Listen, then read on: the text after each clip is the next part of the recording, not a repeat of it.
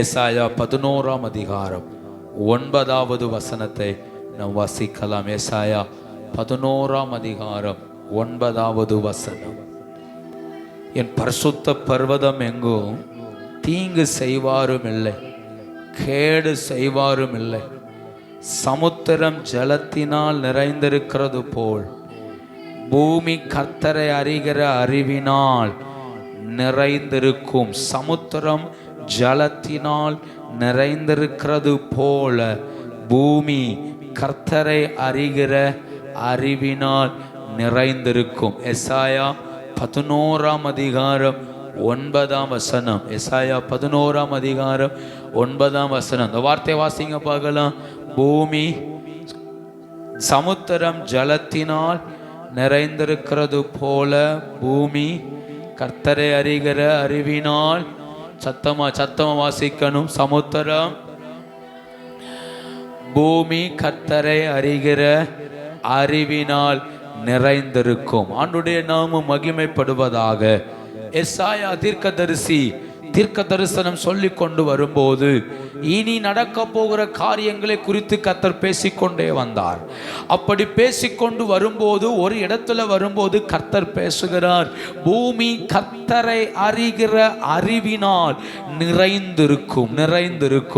எப்படி சமுத்திரத்தினால் பூமி நிறைந்திருக்கிறதோ, ஜலத்தினால் பூமி நிறைந்திருக்கிறதோ, கிட்டத்தட்ட 75% பூமி ஜலத்தினால் நிரம்பி இருக்கிறது.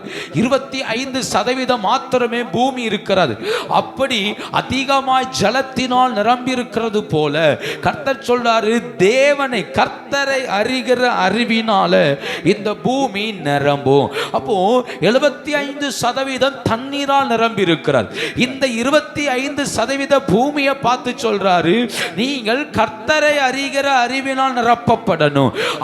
அது ஜலத்தினால் நிரம்பி இருக்கிறது போல அதன் ஆழம் ஜலம், அதன் மேல்புறம் ஜலம், நடுப்பகுதி ஜலம். அந்த 75% எங்க சுத்தினாலும் ஜலம். 25% பூமியில மலை இருக்கிறது, பள்ளத்தாக்குகள் இருக்கிறது, வனாந்தரங்கள் இருக்கிறது, ஆமே, பெரிய பெரிய உயர்ந்த குன்றுகள் இருக்கிறது, இன்னும் அதிகமான ஆறுகள் இருக்கிறது. இதெல்லாம் இந்த பூமியில் இருக்கிறது. கர்த்தர் சொல்றாரு, இந்த பூமி கர்த்தரை அறிகிற அறிவினால் நிரப்பப்படணும். ஏன்னா அவரை அறிகிற அறிவினால் நிரப்பப்படும் போதுதான் தேசம் ரட்சிப்புக்குள் வரும், தேசம் மாற்றத்தை பார்க்க ஆரம்பிக்கும். இந்த காலவேளையில வசனத்தை நன்றாய் கவனித்துக் கொள்ளுங்கள். நான் கர்த்தரை அறிகிற அறிவினால் வளர ஆட்டோமேட்டிக்கா என் குடும்பங்கள் கர்த்தருக்குள் வளரும், ஆட்டோமேட்டிக்கா என் வீடு கர்த்தருக்குள் வளரும். நான் கர்த்தருக்குள் வளர நான் தேவனோடு நடக்க ஆட்டோமேட்டிக்கா மாற்றத்தை உண்டாக்க கர்த்தர் வல்லவராய் இருக்கிறார். ஒரு சந்ததி கர்த்தரை சேவிக்கும், தலைமுறைக்கும் அது கர்த்தருடைய சந்ததி எனப்படும் என்று தீர்க்கதரிசி சொல்லி இருக்கிறார். அப்படியானால் நாம் கர்த்தரை அறிகிற அறிவில் வளரணும், அந்த அறிவை விரும்பணும். எசாயா 6ஆம் அதிகாரத்தில் 3ஆம் வசனத்தில் பாருங்க, பூமி அனைத்தும் அவருடைய மகிமையால் நிறைந்திருக்கிறது என்று தீர்க்கதரிசி அங்கு ஒரு சத்தத்தை கேட்கிறார். சேராபீன்கள் சொன்ன சத்தம், பூமி அனைத்தும் மகிமையால் நிரம்பி இருக்கிறது. அப்போ ஆண்டுடைய வாஞ்சை அதுதான். தேவன் என்ன எதிர்பார்க்கிறார்? சபை மகிமையினால் நிரம்பணும், ஒரு தனிப்பட்ட வாழ்க்கை மகிமையினால் நிரம்பணும். எல்லா ஆவிக்குரியவர்களும் தேவனை அறிகிற அறிவினால் நிரப்பப்படணும். உலகத்தை அறிந்திருக்கிறோம், உலக காரியங்கள் நமக்கு நன்றா தெரியும், உலகத்தினுடைய அத்தனை காரியங்களையும் கற்றுக்கொள்ள விருப்பப்படுகிறோம், பிரயாசப்படுகிறோம். ஆனா ஆண்டவர் என்ன எதிர்பார்க்கிறார்?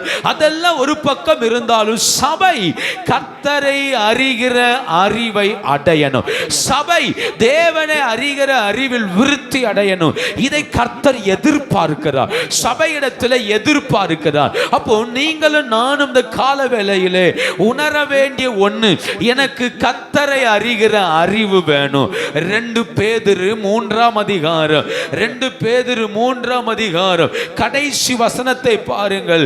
2 பேதுரு 3ஆம் அதிகாரம் கடைசி வசனம், நம்முடைய கர்த்தரும் இரட்சகருமாகிய இயேசு கிறிஸ்துவின் கிருபையிலும் அவரை அறிகிற அறிவிலும் வளர வளருங்கள்.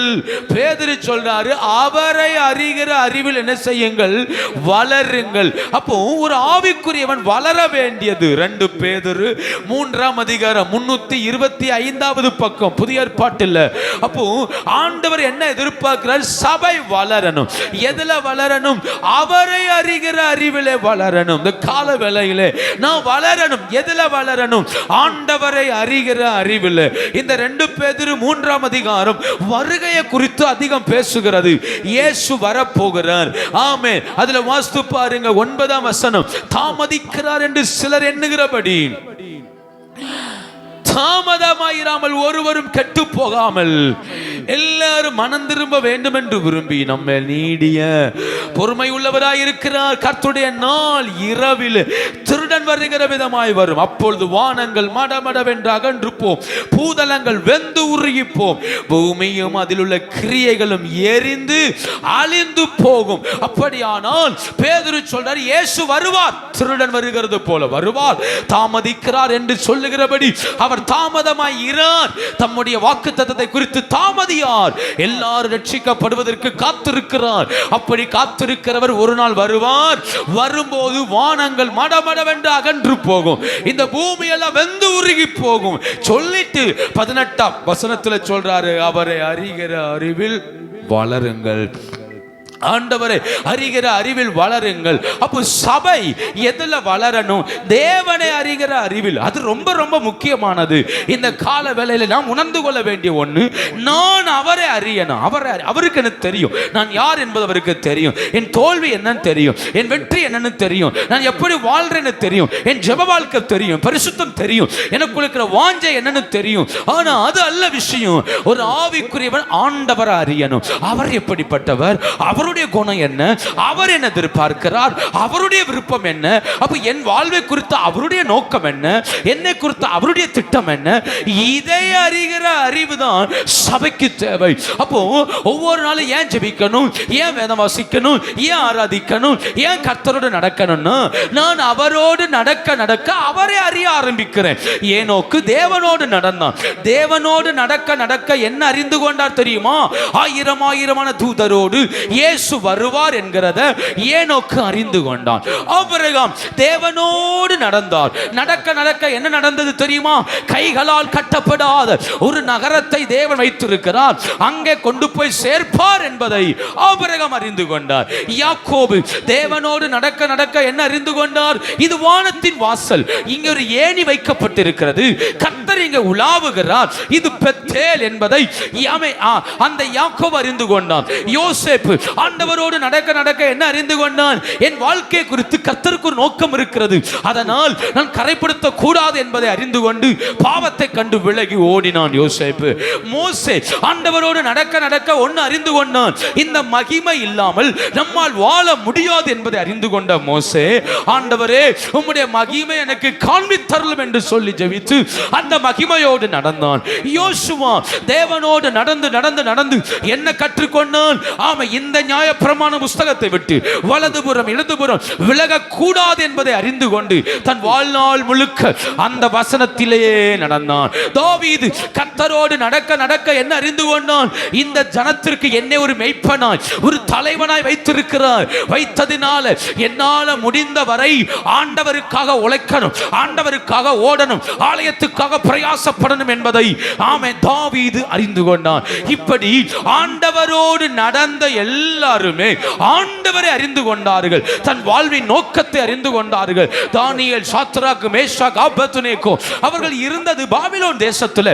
ஆனா பாபிலோன் தேசத்தில் இருந்த போதிலும் அவர்கள் ஆண்டவரை அறிந்திருந்ததுனால அந்த தேசத்திலேயும் தங்களை கரைப்படுத்தாதபடி தங்களை காத்துக்கொள்ள பிரயாசப்பட்டார்கள். அப்படியானால் நான் இருக்கிற இடத்துல, நான் வாழுகிற இடத்துல நான் தேவனுக்காய் வாழ வேண்டுமானால் அவரை அறிகிற அறிவு எனக்கு தேவை.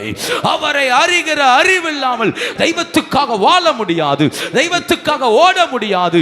அவரை அறிகிற அறிவு நமக்கு நிச்சயம் அவசியம். அதுதான் அவருடைய உள்ளத்தில் என்ன குறித்து என்ன எழுதப்பட்டிருக்கிறது என்பதை புரிந்து கொள்ள உதவி செய்யும். ஆமென். நாம் விழுந்து போவதற்கு ஒரு முக்கியமான காரணம் நமக்கு அவரை குறித்த அறிவில்லாததுனால. நம் தடுமாறுவதற்கு முக்கியமான காரணம் கர்த்தரை குறித்த அறிவில்லை நமக்கு. உலகத்தை குறித்த அறிவு நமக்கு தெளிவா இருக்கிறது. யார்கிட்ட என்ன பேசணும், யார்கிட்ட என்ன சொல்லணும், யார்கிட்ட எப்படியெல்லாம் பேசணும், யார்கிட்ட எப்படியெல்லாம் அடங்கி போகணும், அதெல்லாம் நமக்கு நல்லா தெரிந்திருக்கிறது.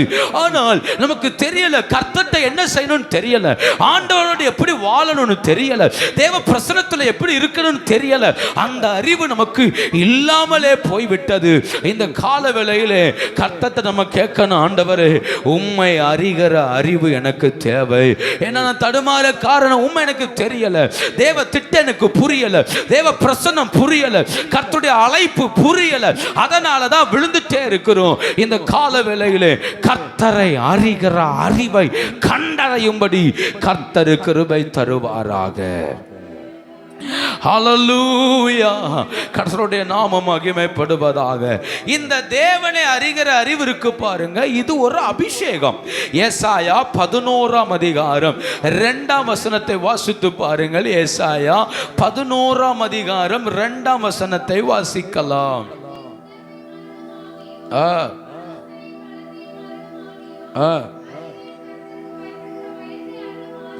கர்த்தருடைய ஆவியானவர் அவருமே.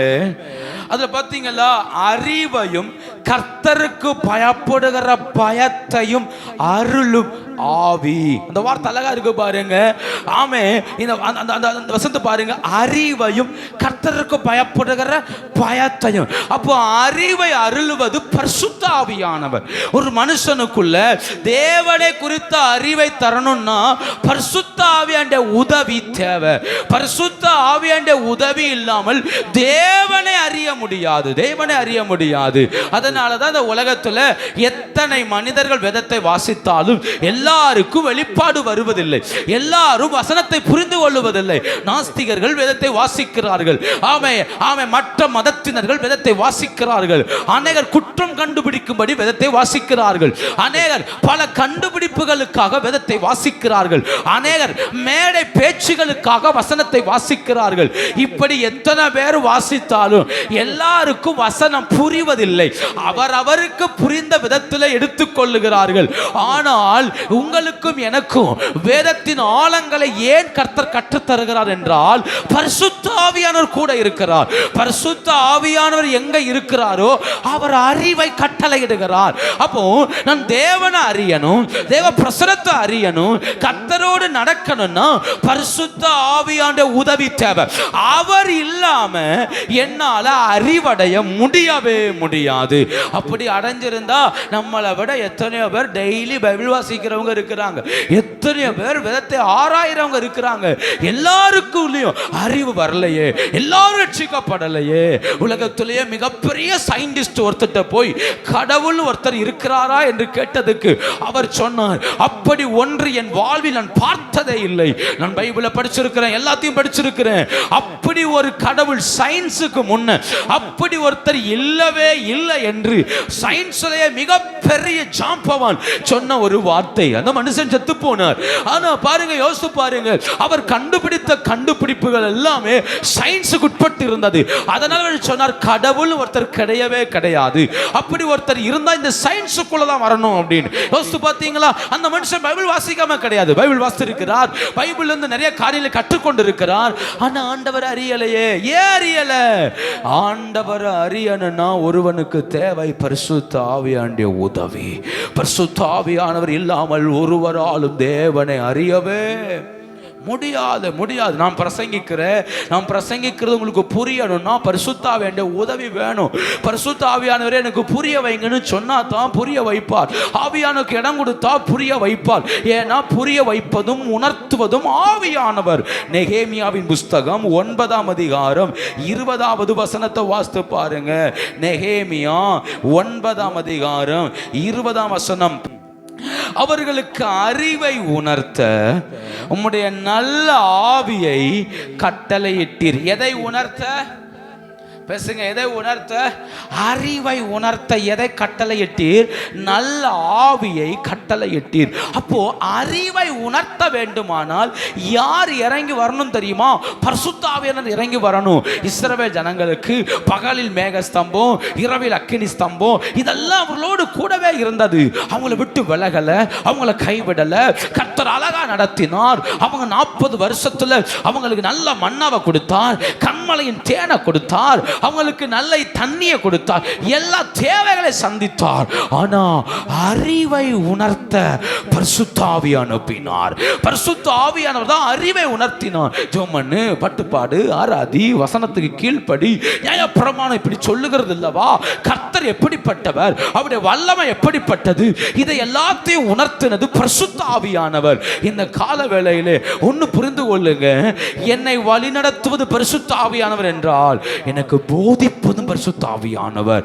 சங்கீதம் 32 சங்கீதம் 8 வசனம் சொல்லுகிறது, நான் உனக்கு போதித்து நீ நடக்க வேண்டிய வழியை உனக்கு காட்டுவேன், உன்மேல் என் கண்ணை வைத்து உனக்கு ஆலோசனை சொல்லுவேன். அப்போ என்னை வழிநடத்துவது, எனக்கு பாதை காட்டுவது, எனக்கு எல்லா உதவி செய்வது கர்த்தர். அப்போ நல்லா புரிந்து கொள்ள வேண்டிய ஒன்று, எனக்கு முன்ன ஆவியானவர் செல்வாரானால் அவர் எனக்கு அறிவை உணர்த்தி என்னை நேர்வழியாய் நடத்த அவர் வல்லவராய் இருக்கிறார். எனக்கு அறிவை உணர்த்துகிறவர். எனக்கு தெரியல என்ன பாதையில் நடக்கணும், தெரியல என்ன செய்யணும் தெரியல.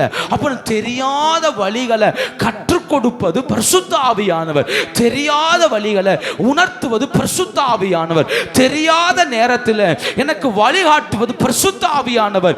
ஏன்னா அவர் தான் அறிவை உணர்த்துகிறார். என்னாகமம் 14 அதிகாரத்தில், என்னாகமம் 14 அதிகாரம் 9 வசனத்தை பாருங்க. என்னாகமம் 14 அதிகாரம் 9 வசனம்.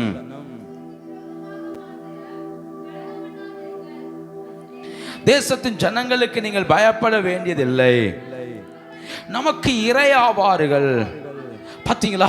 அவர்களை காத்த நிழல் அவர்களை விட்டு விலகி போயிற்று. யோசுவாவும் காலேப்பும் சொன்ன ஒரு வார்த்தையை பாருங்க. ஆமென். கானானியரை கண்டு பயப்படவே வேண்டாம். ஏன் பயப்பட வேண்டாம்? அவர்களை பாதுகாத்த நிழல் அவர்களை விட்டு விலகிற்று. அங்க பரிசுத்த ஆவியானவர் அங்க இருக்கிற சூழ்நிலையை காட்டி கொடுக்கிறார். இவங்க பயப்படுறாங்க, நம்மளால எப்படி ஜெயிக்க முடியும், நம்மளால எப்படி போராட முடியும், அவர்கள் எல்லாரும் ஏனாக்கி புத்திரர்களே, நம்மளால எப்படி ஜெயிக்க முடியும்? 13 அதிகாரம் 33 வசனத்துல பாருங்க. அவர்கள் ராட்சத பிறவியான ஏனாக்கின் குமாரனாகிய ராட்சதரை கண்டோ, நாங்கள் எங்கள் பார்வைக்கு வெட்டுக்கிளிகளை போல இருந்தோம். எப்படி இருந்தோம்? வெட்டுக்கிளிகளை போல.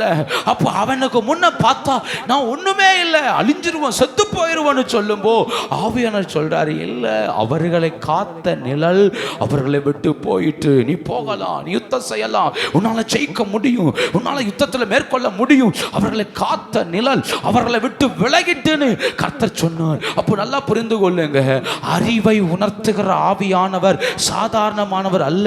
அங்க இருக்கிற சூழ்நிலைகளை, அங்க இருக்கிற நிலைமைகளை கண்டு அதற்கு ஏற்றார் போல, அவர்களுக்கு தெரியல அவர்களை காத்த நிழல் அவர்களை விட்டு விலகிட்டுன்னு அவர்களுக்கு தெரியல.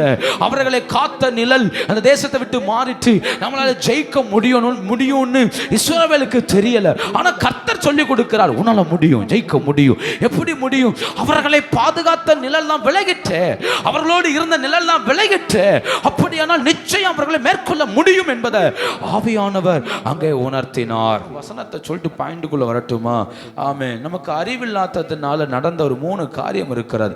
சங்கீதம் 49 சங்கீதம் 20 வசனத்தை வாசித்து பாருங்க. சங்கீதம் 49 சங்கீதம் 20 வசனத்தை வாசிங்க. சங்கீதம் 49:20. கணம் பொருந்தினவனா இருந்தும் அறிவில்லாத மனுஷன் அழிந்து போகும் மிருகங்களுக்கு, அந்த வார்த்தையை பார்த்தீங்களா? கணம் பொருந்தினவனா இருந்தும் என்ன இல்லாதவன், பேசுங்க, என்ன இல்லாதவன்? அறிவில்லாத புருஷன் எதுக்கு ஒப்பா இருக்கிறான்? அழிந்து போகும் மிருகங்களுக்கு. அப்ப நான் கனம் புரிந்தினவனாய் இருந்தும் தேவனை அறிகிற அறிவு இல்லைன்னா யாருக்கு ஒப்புமையா வேதம் சொல்லுகிறது? அழிந்து போகும் மிருகங்களுக்கு. ஏன் அழிந்து போகும் மிருகம்? அது ஒரு நேரம் செத்துருச்சுன்னா முடிஞ்சது, அதுக்கப்புறம் அதுக்கு வாழ்க்கை கிடையாது. ஆண்டு சொல்றாரு ஒரு மிருகம் போல இல்லையா? ஆமே, ஒரு மிருகம் ஒரு மிருகத்தை கொன்று போடுகிறது. ஒரு மிருகம் இத்தனை வருஷம் தான் வாழணுங்கிற அவசியம் கிடையாது. மிருகம் செத்து போவது போல மனுஷன் விழுந்து போகிறான். அப்போ அறிவு இல்லைன்னா நான் விழுந்து போனவன் அர்த்தம். ஆமே, தேவனை குறித்த அறிவு இல்லைன்னா, ஆமே, பரிசுத்த ஆவியானவர் அறிவை உணர்த்தலைன்னா நான் யாருக்கு ஒப்புமை தெரியுமா? மிருகத்துக்கு. வேதம் அப்படி சொல்லு, மிருகம் அழிந்து போகும் மிருகம். நீங்களும் நானும் தேவ சாயலில் உருவாக்கப்பட்டவர்கள். அழிந்து போகிற மிருகத்துக்கு ஒப்பானவர்கள் அல்ல. எப்படி சொல்றனே, அழிந்து போகும் மிருகம் என்பது நிலையில்லாதது, பயந்து பயந்து ஓடிட்டே இருக்கும். ஒரு மிருகத்தை கண்டு ஒரு மிருகம் என்ன செய்யும்? பயப்படும். அவன் பலவீனமான மிருகம் பலமுள்ள மிருகத்தை கண்டு என்ன செய்யும்? பயப்படும். பலமுள்ள மிருகம் அதை காட்டிலும் பலமுள்ள மிருகத்தை கண்டு என்ன செய்யும்? பயப்படும். அப்போ ஒரு மிருகம் ஒரு மிருகத்தை கண்டு என்ன செய்கிறது? பயப்படுகிறது இல்லையா? ஆமே, ஒரு பெரிய காட்டுக்கே ராஜா சிங்கம் ஆனாலும் 5 யானை ஒண்ணா வந்தா சிங்கம் என்ன செய்யுது? பயப்படுது இல்லையா? ஆமே, காட்டுக்கே ராஜாவானாலும் சில ஓநாய்கள் கூட்டமாய் சேர்ந்தால் அந்த சிங்கம் என்ன செய்யுது? பயப்படுது. அப்ப எவ்வளவு பெரிய மிருகமாக இருந்தாலும் ஆப்போசிட்ல வர்ற வேற ஒரு கூட்டத்தை கண்டு என்ன செய்கிறது? பயப்படுகிறது. அப்ப எனக்கு தேவனை குறித்த அறிவு இல்லைன்னா என் வாழ்க்கை முழுக்க எப்படி இருக்கும் தெரியுமா? ஒவ்வொரு நாளும் பயந்து பயந்து பயந்து பயந்து வாழ வேண்டியிருக்கும். பிள்ளைகளை கண்டு பயம் வரும், புருஷனை கண்டு பயம் வரும், கணவனை கண்டு பயம் வரும், மனைவியை கண்டு பயம் வரும், எதிர்காலத்தை நினைச்ச பயம் வரும், படிப்பை நினைச்ச பயம் வரும். ஏன் பயம் வருதுன்னா எனக்கு அறிவில்லை. தேவனை குறித்த அறிவில்லாததுனால என்னை எது மூடிக்கொள்ளுகிறது? பயம் மூடிக்கொள்ளுகிறது. நல்லா புரிந்து கொள்ளுங்க. ஆண்டவரை ஏன் அறியணும்? ஏன் இயேசுவுக்கு ஏன் தேவனை குறித்து தெரிந்து கொள்ளணும்? ஏன் ஆண்டுடைய அன்புல போகணும்னா நான் தைரியமாய் வாழ்வதற்கு தேவனுடைய தயவு எனக்கு தேவை தேவை. அவன் எப்ப தைரியம் வரும்? தாவீது சொல்றானா, ஒரு விஷயம் சிங்கம் வந்தது, ஒரு விஷயம் கரடி வந்தது, அவைகளை கொன்று போட்டேன். இந்த கோலியாத்தும் அதற்கு ஒப்புமையா இருப்பான். ஆனா சவுல் பயந்து போயிருந்தான். சவுல் கனம் பொருந்தியவன், தீர்க்கதரிசன ஆவியை பெற்றவன், பெரிய உயர்ந்த ராஜா, தேசத்துக்கே அதிபதி. ஆனால் அவனை பயம் மூடி இருந்தது. ஏன் பயம் மூடி இருந்தது? கர்த்தரை அறிகிற அறிவில்லாததுனால. என்ன சொல்லி இருந்திருக்கணும்? இந்த பெலிஸ்தியனை மேற்கொள்ள கர்த்தர் எனக்கு உதவி செய்வார், ஆண்டவர் எனக்கு யுத்தத்தில் துணை நிற்பார் என்று இவன் சொல்லி இருந்தா கர்த்தர் யுத்தத்தில் போயிருந்திருப்பார் இல்லையா? யுத்தம் யாருடையது? யுத்தம் யாருடையது? யுத்தம் கர்த்தருடையது. இதைத்தான் பல தடவை கர்த்தர் சொல்லி இருக்கிறார். ஏன் நீ போய் நில்லு, யுத்தம் கர்த்தருடையது. அப்போ நிற்க வேண்டியதான். யுத்தம் யாருடையது? கர்த்தருடையது. அப்போ யோசித்து பாருங்க, சவுல் அழிந்து போகும் மிருகத்துக்கு ஒப்பா இருக்கிறான். ஏன்? அவன் நினைச்சா நான் போய் யுத்தம் பண்ணணும்னு. ஆனா தப்பு. தாவீது சொன்னா கர்த்தர் எனக்கு யுத்தம் பண்ணுவார்.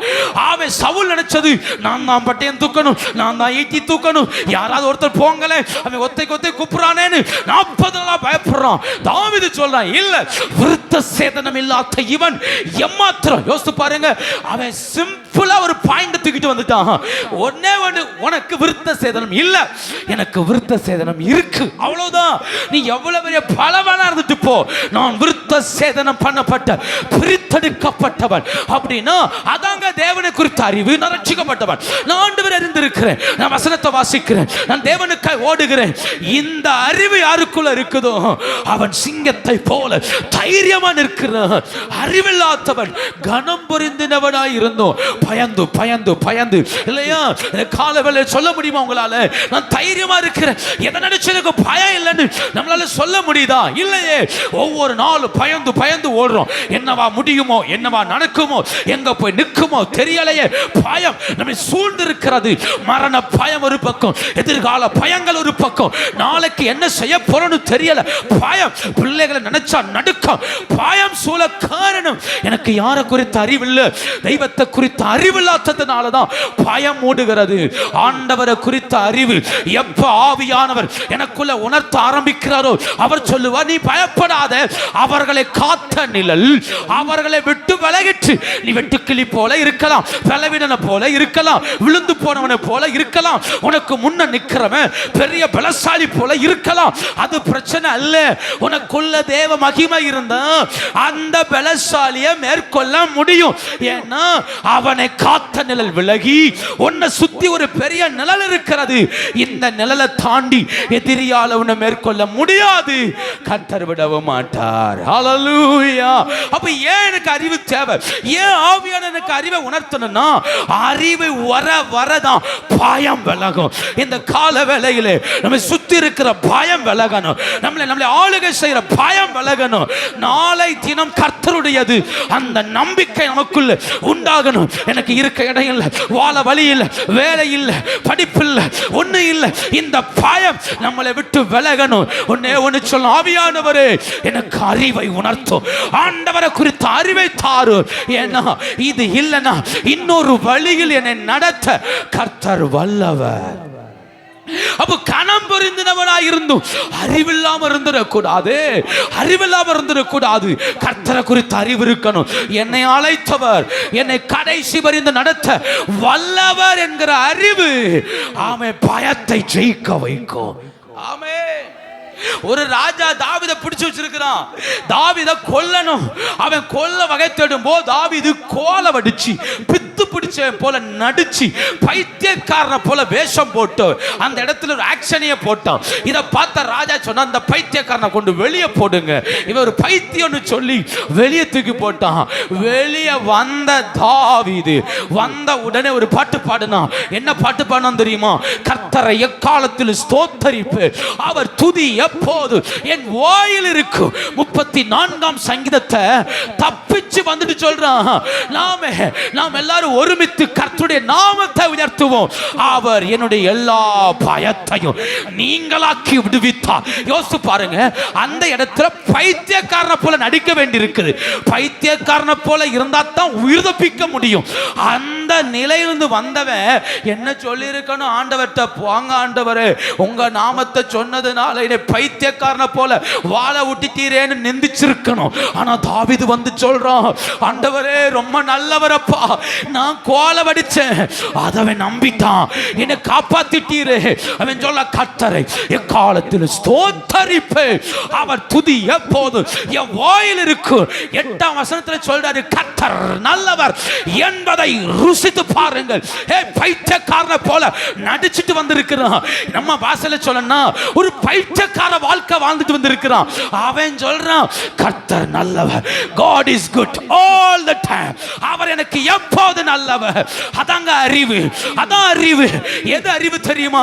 என் ஆண்டவர் என்னை இந்த நிலையிலும் ஜெயமாய் நடத்தினார்ல, இந்த நிலையிலும் நான் என்ன சொல்றேன், என்னை இல்லாம விடலல்ல, யார் கையிலும் அழிய விடலல்ல, என் வாழ்க்கையை நாசமாக்க விடலையே, இப்பவும் எனக்கான வாய்ப்புகளை அவர் திறக்கிறார் என்றார். God is good, அவர் எனக்கு எப்போதும் நல்லவர். இந்த அறிவு தாங்க பரிசுத்த ஆவியானவர் உணர்த்துகிறார். இந்த அறிவு எனக்கு தேவை.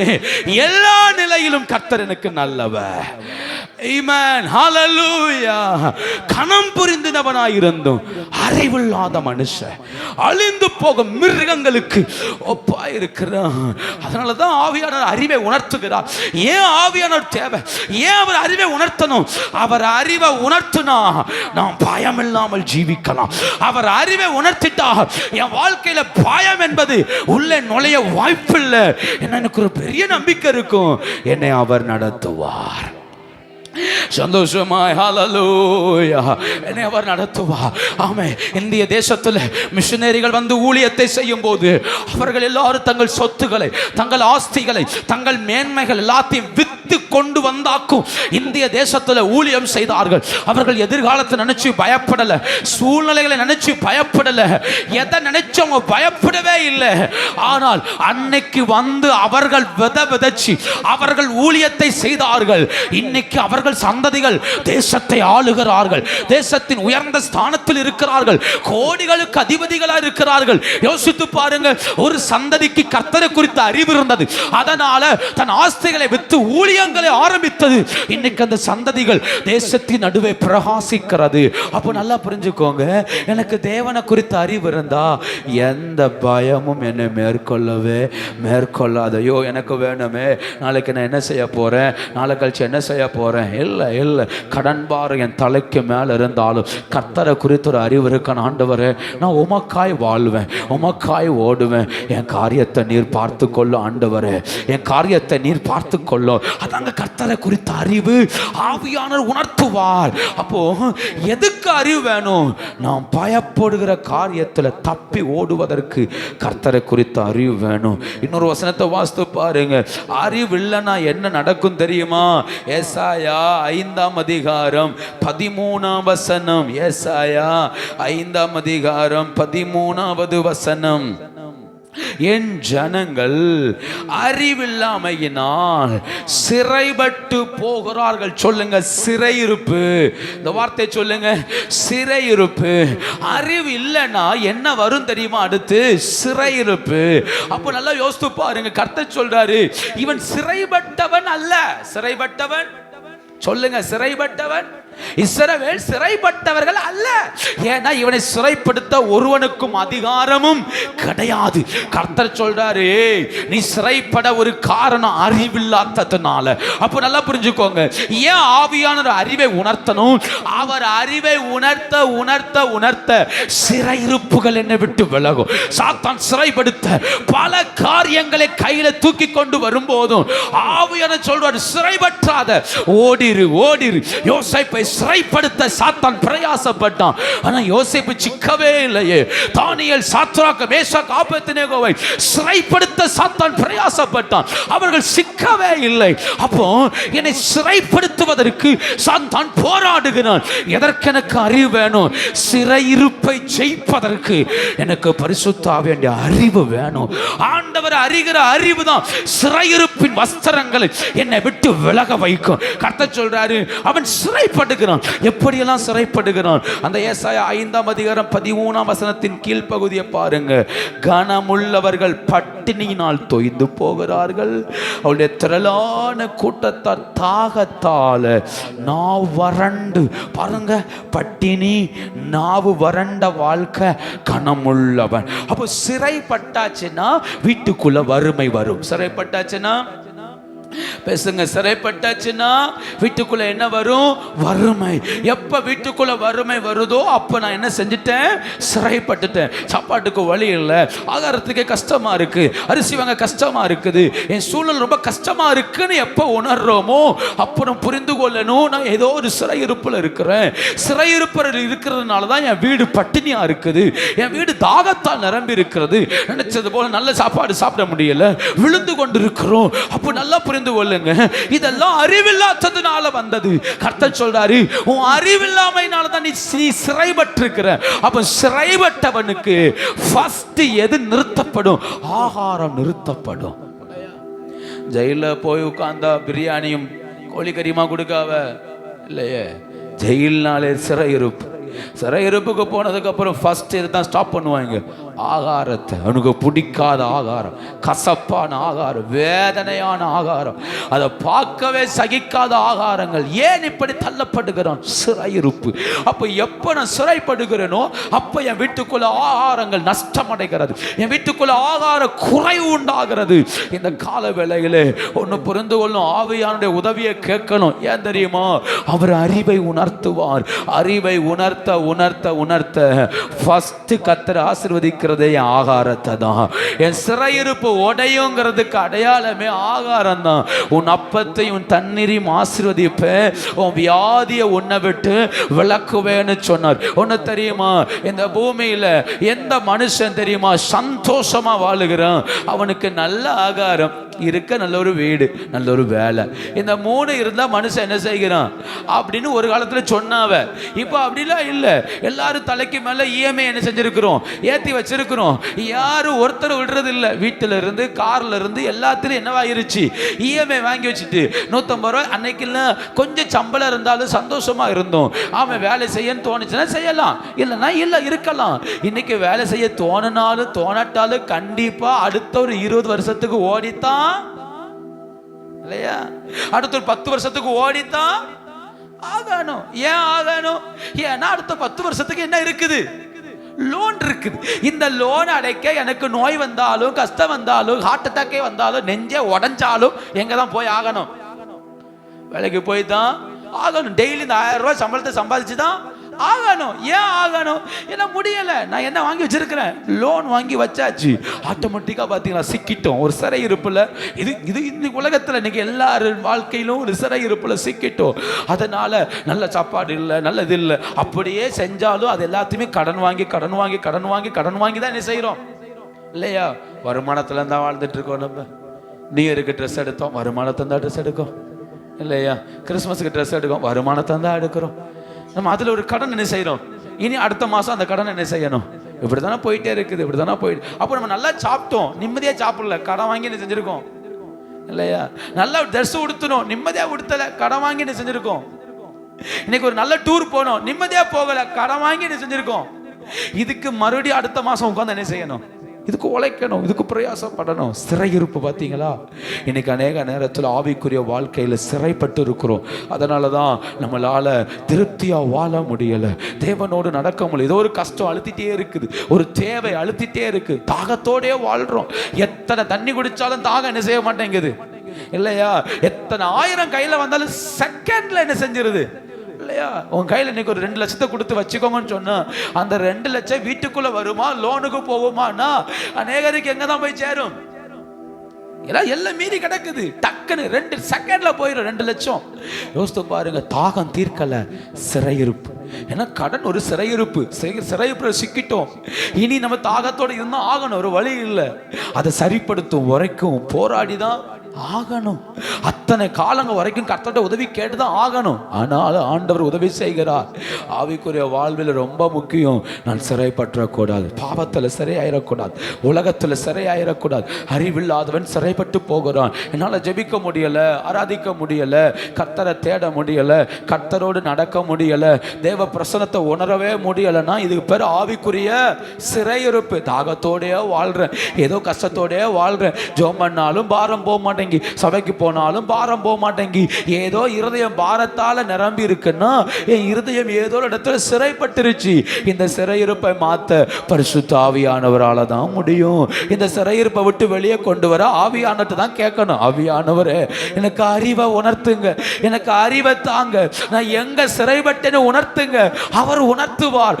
அவர் உணர்த்தும் போது அவரோடு கூட ஒப்புரவாகி ஆண்டவரே மன்னியும், என்னை சமாதானப்படுத்தும், என் வாழ்க்கையை மாற்றும்னு சொன்னா ஜெபிக்க முடியாத என் பலிபீடத்தின் மேல ஜெபாவியை வைப்பார். ஆராதிக்க முடியாத பலிபீடத்தின் மேல ஆராதனை வைப்பார். ஆமை வெறுமையா இருக்கிற மேஜையின் மேல அப்பத்தை வைப்பார். ஆமை பிரகாசிக்காத குத்துவலக்கில் என்னை ஏற்றுவார். ஆமை துதி இல்லாத தூபபீடத்தில் துதியை ஏற்றுவார். அப்போ அவர் கையில ஒப்பு கொடுத்தா என் சிறையிருப்பை அவர் என்ன செய்வார்? மாற்றுவார். இந்த கால வேளையிலே நம்முடைய ஆவிக்குரிய சில சிறையிருப்புகள் நம்மளை விட்டு மாறணும். அறிவில்லாததுனால சிறைப்பட்டு இருக்கிறோம். அறிவில்லாததுனால தான் தேவனோடு நடக்க முடியல. தேவனோடு நடக்க முடியாதது எங்க கொண்டு நிப்பாட்டும் தெரியுமா? என் வீட்டுக்குள்ள கை வைக்கும். தேவனோடு நடக்கலங்கிறதுக்கு அடையாளம் என் வீடு வெறுமையாகும். சில நேரம் ஆவிக்குரிய வாழ்க்கை வறண்டு போகும். ஆவிக்குரிய வாழ்க்கை வறண்டுருச்சுனாலே வீடு வரல ஆரம்பிச்சிடும், நன்மைகள் வரல ஆரம்பிச்சிடும், ஆசீர்வாதங்கள் வறண்டு போக ஆரம்பிச்சிடும்.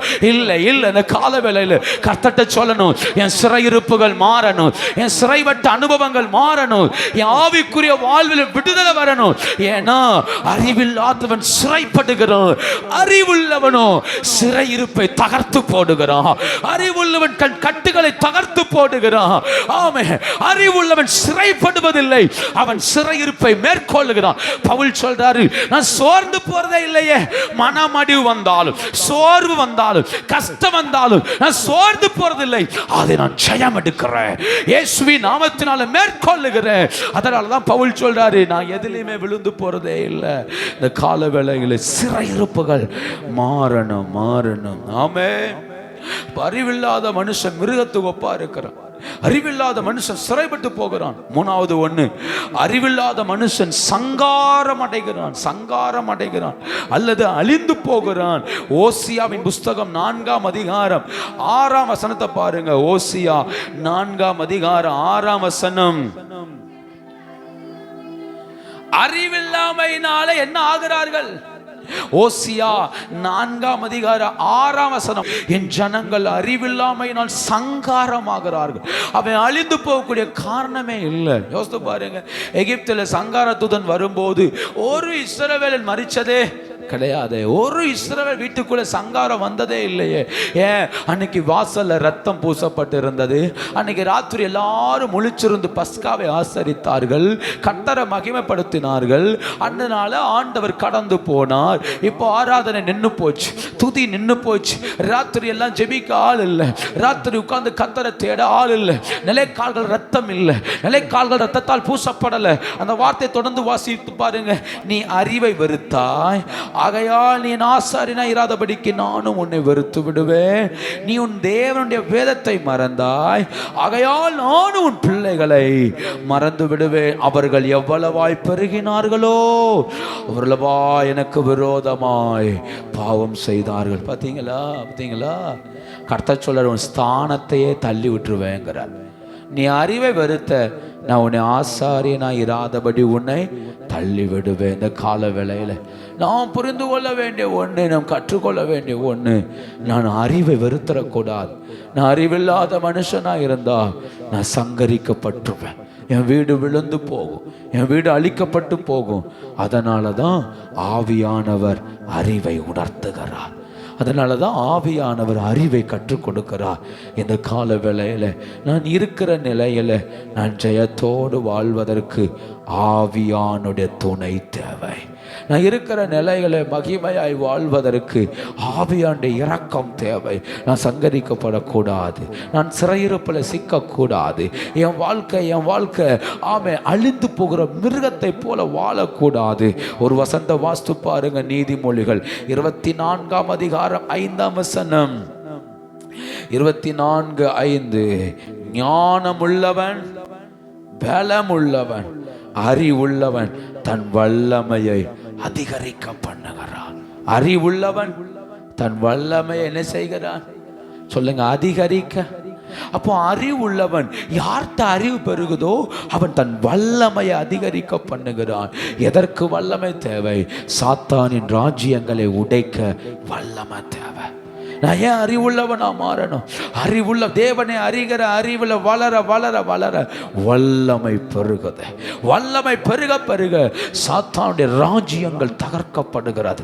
பேதுருவை பார்த்து சொன்னா, நீ பேதுருவாக இருக்கிறாய், இந்த கல்லின் சபையை கட்டுவேன், பாதாளத்தின் வாசல்கள் மேற்கொள்ளுவதே இல்லை. ஏன் இல்லை? அவன் அறிவுள்ளவன்.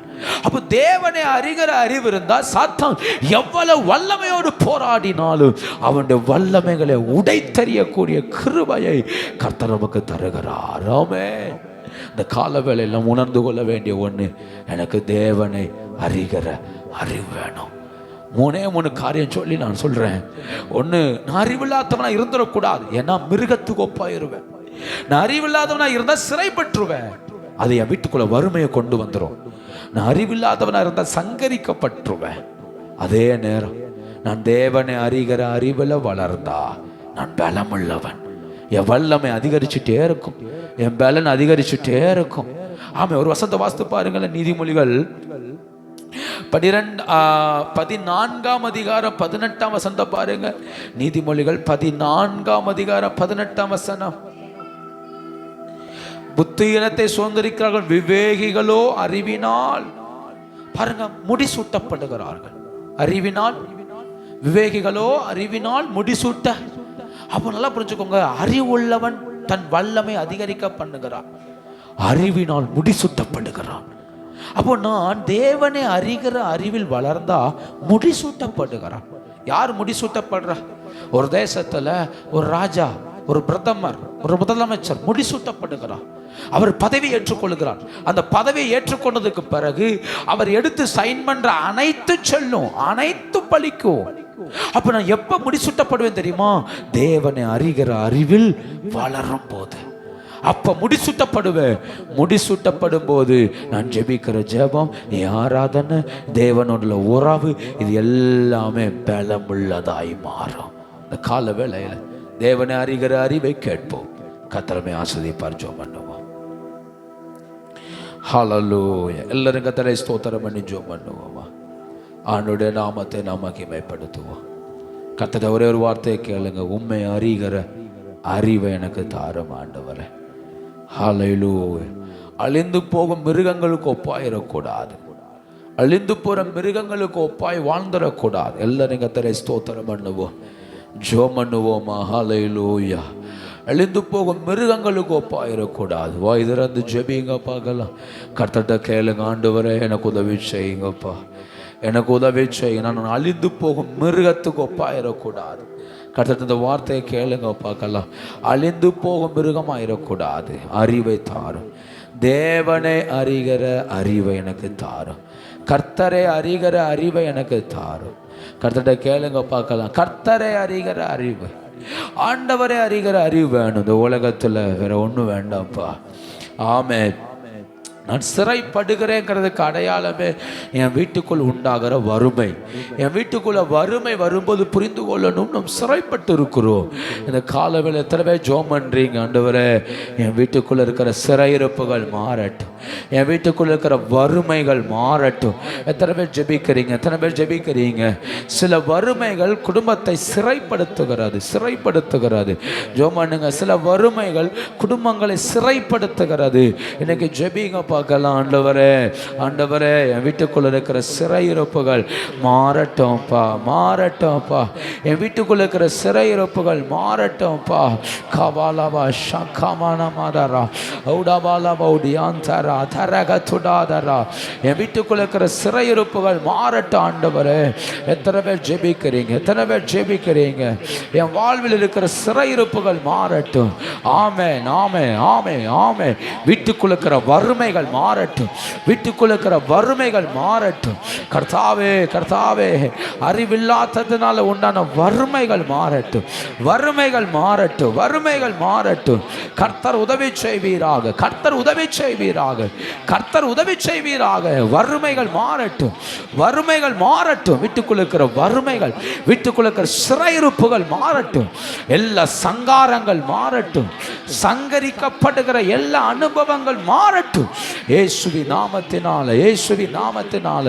எல்லாரும் ஜெபிங்க பார்க்கலாம், எல்லாரும் ஜெபிங்க பார்க்கலாம். சங்கரிக்கப்படுகிற அனுபவங்கள் மாறுவதாக இயேசுவி நாமத்தினால. அதரபலபா ஷகபலபா தீரவானா துடபலபா உடியாந்தரா. சங்கரிக்கப்படுகிற எல்லா அனுபவங்கள் மாறுவதாக இயேசுவி நாமத்தினால. ஸ்தோத்திரம், ஸ்தோத்திரம், ஸ்தோத்திரம், ஸ்தோத்திரம், ஸ்தோத்திரம், ஸ்தோத்திரம். தேவனை அறிகிற அறிவு, தாவீதுக்கு கர்த்தரை அறிகிற அறிவு இருந்தது. அதனாலதான் கோலியாத்தை ஜெயம் எடுத்தான். கர்த்தரை அறிகிற அறிவை கேளுங்க, எனக்கு தாருங்கப்பா, எனக்கு தாருங்கப்பா. உம்மை அறிகிற அறிவை எனக்கு தாங்க ஆண்டவரே, உம்மை அறிகிற அறிவை எனக்கு தாருங்கப்பா. ஸ்தோத்திரம், ஸ்தோத்திரம், ஸ்தோத்திரம், ஸ்தோத்திரம், ஸ்தோத்திரம், ஸ்தோத்திரம், ஸ்தோத்திரம். நல்ல பிதாவே, நாங்களுமே துதிக்கிறோம். இந்த ஆசீர்வதிக்கப்பட்ட கால வேளைக்காய் ஆண்டவருக்கு நாங்கள் நன்றி செலுத்துகிறோம். உம்முடைய பிரசன்னம் எங்க மேல இருக்கிறதுக்காய் நன்றி ஆண்டவரே. அழிந்து போகும் மிருகமாய் அல்ல ஆண்டவரே, உண்மை அறிகிற அறிவில் நாங்கள் வளர, நாங்கள் உண்மை அறிகிற அறிவில் விருத்தி அடைய கர்த்தர் எங்களுக்கு கிருபை தரும்படியாக நாங்கள் ஜெபிக்கிறோம். நாங்கள் அறிவில் தேர, அறிவில் எழும்ப கர்த்தர் எங்களுக்கு உதவி செய்யும். தொடர்ந்து ஆசீர்வதிங்க. இந்த வாரம் முழுது கூட இருங்க. உம்முடைய பிரசன்னம் உம்முடைய பிள்ளைகள் மேல் இருப்பதாக. நன்மையும் சமாதானமும் உம்முடைய பிள்ளைகளை வழிநடத்தும்படியாக நாங்கள் ஜெபிக்கிறோம். கிருபைக்குள் மறையுங்க, கிருபை எழுந்தருளட்டும். அன்று வியாதியோடு பலவீனத்தோடு இருக்கிற பிள்ளைகளுக்கு சுகபலன் தந்து நடத்துங்க. சூழ்நிலைகளை மாற்றுங்க, குடும்பங்களை நன்மையினால மூடுங்க. தேவ ஆசீர்வாதம் பெருகட்டும். தூரத்திலும் சமீபத்திலும் இருக்கிற எல்லா பிள்ளைகளையும் ஆசீர்வதிங்க, கிருபை பெருகட்டும். இயேசுவின் மூல ஜெபங்கேலும் நல்ல பிதாவே.